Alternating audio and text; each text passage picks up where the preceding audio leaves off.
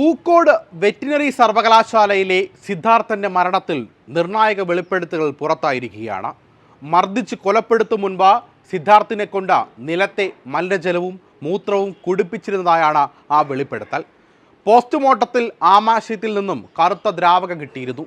സിദ്ധാർത്ഥ 3 ദിവസമായി ഭക്ഷണം കഴിച്ചിട്ടില്ല എന്നും പോസ്റ്റ്മോർട്ടം റിപ്പോർട്ട് വ്യക്തമാക്കുന്നുണ്ട്. സിദ്ധാർത്ഥിന് 3 ദിവസം കുടിവെള്ളം പോലും നൽകിയിരുന്നില്ല. മരിച്ച ദിവസവും ക്രൂരമായ മർദ്ദനമാണ് സിദ്ധാർത്ഥ നേരിട്ടത്.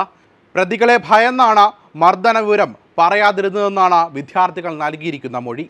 SFIയുടെ കോളേജ് യൂണിയൻ നേതാക്കളാണ് കോളേജിലെ എല്ലാ കാര്യങ്ങൾക്കും തീർപ്പ് കൽപ്പിക്കാറുള്ളതെന്നും വിദ്യാർത്ഥികൾ പറഞ്ഞു.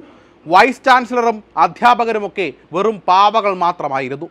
കോളേജിലെ SFI യൂണിയനെ അനുകൂലിക്കുന്ന അധ്യാപകനാണ് കോളേജിൽ നടന്ന സംഭവങ്ങൾ പുറത്തു പറയരുതെന്ന് വിദ്യാർത്ഥികളോട് ശാസന നൽകിയിരുന്നത്.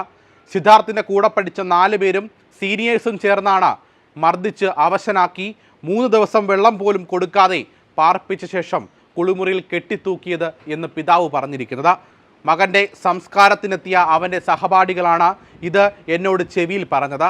സംസ്കാരത്തിനെത്തിയ സഹപാഠികളിൽ ചിലർ എന്നോട് സംസാരിക്കണമെന്ന് പറഞ്ഞു. എന്നെ മാറ്റി നിർത്തി അവർ പറഞ്ഞ കാര്യങ്ങൾ കേട്ടാൽ സഹിക്കാൻ പറ്റില്ല. പക്ഷേ ആ കുട്ടികൾക്ക് പേടിയാണ്. എന്തെങ്കിലും കാര്യങ്ങൾ പുറത്തു പറഞ്ഞാൽ വച്ചേക്കില്ല എന്നാണ് അവിടുത്തെ കായികാധ്യാപകൻ കുട്ടികൾക്ക് നൽകിയിരിക്കുന്ന മുന്നറിയിപ്പ്. കുട്ടികളുടെ ജീവന് ഭീഷണിയുള്ളതിനാലാണ് അവരെ ഇതുവരെ ഞങ്ങൾ ഇതിലേക്ക് വലിച്ചിഴയ്ക്കാത്തത്.